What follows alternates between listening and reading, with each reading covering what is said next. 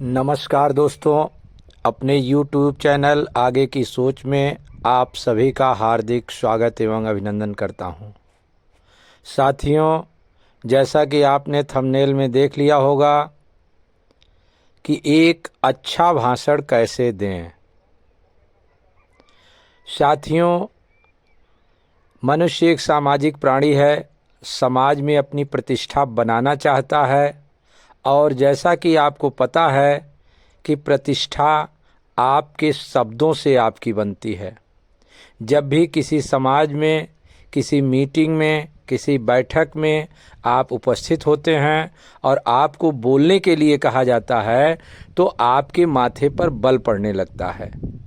आप सोचते हैं कि यहाँ तो बैठा हुआ फला व्यक्ति बहुत अच्छा बोलता है, फला व्यक्ति बहुत अच्छा बोलता है, मैं कैसे इनके सामने बोल पाऊँगा। तो साथियों, कुछ ऐसे टिप्स हैं जिनका पालन करके आप भी एक अच्छे वक्ता बन सकते हैं। जैसा कि कहा जाता है कि first impression is last impression. जब आप अपना कुछ भी वक्तव्य देने के लिए किसी भी मीटिंग में, बैठक में, सभा में आप खड़े होते हैं तो शुरुआती जो आपके 15-20 शब्द होते हैं वह बहुत मायने रखते हैं। जो शुरू में आपके लफ्ज आपके मुंह से निकलते हैं उस मीटिंग को एड्रेस करने के लिए, वो बहुत ही महत्वपूर्ण होते हैं। उन्हीं से जो सामने आपके पब्लिक बैठी होती है वह आपके बारे में एक आकलन लगाना शुरू कर देती है कि आप किस तरह की बात रखने वाले हैं। जैसा कि आप सभी जानते हैं कि किसी बैठक में कोई न कोई अध्यक्ष होता है, चाहे वो सभा हो, चाहे वो बैठक हो, वहाँ पर कोई न कोई अध्यक्ष बनाया जाता है। तो आप सबसे पहले जो मीटिंग की अध्यक्षता कर रहा होता है उसके लिए अपने उद्बोधन के शब्द चुनते हैं, जैसे आदरणीय अध्यक्ष महोदय, या परम श्रद्धेय अध्यक्ष महोदय, या आज की इस सभा की अध्यक्षता कर रहे हमारे बड़े भाई, हमारे अग्रज, या हमारे बहुत ही आदर्श। उसके बाद उनका नाम लीजिए और वहाँ से आप अपनी एक शुरुआत कीजिए। फिर कार्यक्रम में उपस्थित जो आपके मुख्य अतिथि होते हैं फिर उनके लिए आप उद्बोधन दीजिए।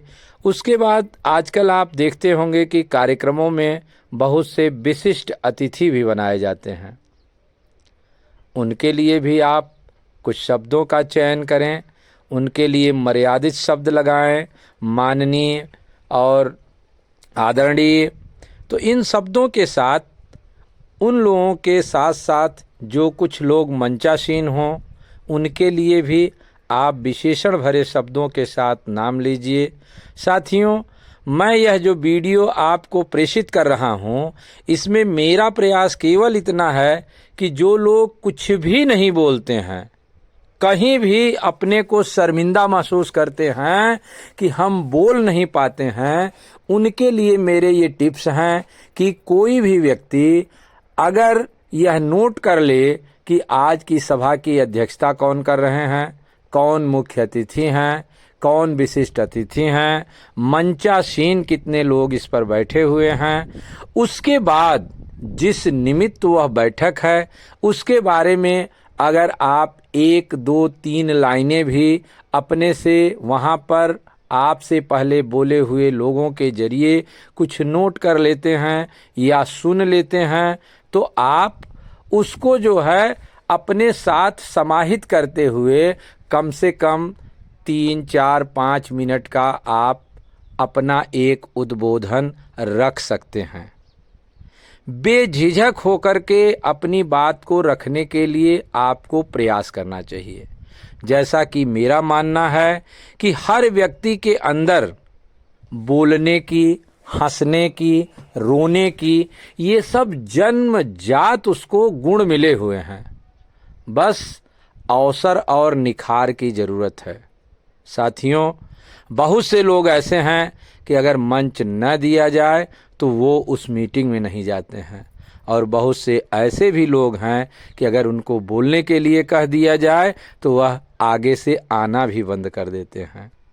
तो मैं आप सभी को यह बताते हुए उम्मीद करता हूं कि आप इन टिप्स का पालन करेंगे तो निश्चित रूप से आप किसी भी सभा में, किसी भी बैठक में, कहीं भी समाज में आप अपने मुखार बिंदु से कुछ अच्छे शब्दों का चयन करके अपना एक छोटा और सारगर्भित भाषण दे सकते हैं। भाषण देना साथियों, यह एक कला है और इसमें कुछ ऐसे शब्द होते हैं जिनको अगर आप पालन करते रहते हैं तो आप एक अच्छे वक्ता बन सकते हैं। और मैं आपको बताना चाहता हूं कि पहले जब आप धीरे धीरे अपनी झिझक को दूर कर लेंगे तो कुछ शेर व शायरी भी अगर आप सीख लेते हैं और बीच बीच में अगर उसका पुट आप देते चले जाते हैं तो निश्चित रूप से आप तालियां बटोरने का काम करते हैं। तो दोस्तों, आज की इस वीडियो में जो एक शुरुआती जो कुछ भी नहीं बोल पाता है किसी सभा में, मीटिंग में, उसके लिए हमने आपको एक व्यवहारिक ज्ञान देने का प्रयास किया है और हम उम्मीद करते हैं कि अगर आप इस टिप्स का पालन करेंगे तो निश्चित रूप से आप 3 मिनट, 4 मिनट, 5 मिनट का अपना उद्बोधन कहीं भी दे सकते हैं। और जैसे जैसे जितना ज़्यादा आप उद्बोधन देते रहेंगे तो आपके अंदर से झिझक खत्म होती चली जाएगी और शब्द अपने आप आपके दिमाग में आते रहेंगे और आप लगातार बोलते रहेंगे तो निश्चित रूप से एक दिन एक आप बड़े वक्ता बन जाएंगे। साथियों, आज की जो आधुनिक टेक्नोलॉजी है इसका भी आप उपयोग कर सकते हैं।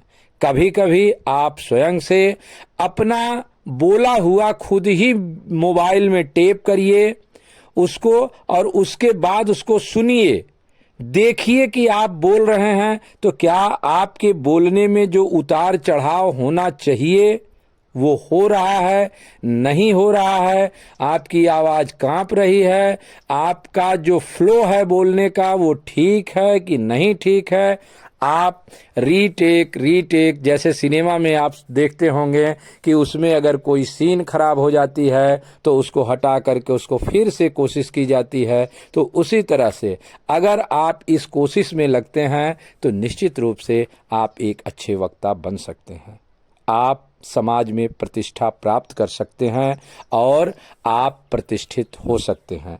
आज की इस वीडियो में इतनी ही चर्चा करते हुए मैं अपनी वाणी को विराम देता हूं और साथियों, जैसा कि हर यूट्यूबर आपसे एक अनुरोध अंत में करता है या पहले ही कर देता है कि अगर हमारी बातें आपको अच्छी लगें तो आप हमारे चैनल को सब्सक्राइब कर दीजिए, लाइक कर दीजिए, शेयर कर दीजिए। लेकिन मेरा मानना है कि अगर आपको कुछ भी अच्छा लगेगा तो निश्चित रूप से आप इसको लाइक करते हैं, शेयर करते हैं और सब्सक्राइब करते हैं। साथियों, अगर हमारे विचार आपको सुनने में अच्छे लग रहे हैं तो आपसे हम भी यही उम्मीद करते हैं कि आप जब इसको सब्सक्राइब कर देंगे और आल बटन को दबा करके इसको आल बटन पर क्लिक कर देते हैं तो कोई भी वीडियो जो हमारे द्वारा इस पे डाली जाती है वह वीडियो आपको नोटिफिकेशन के जरिए मिलता रहेगा और आपका प्यार और आशीर्वाद प्राप्त होता रहेगा।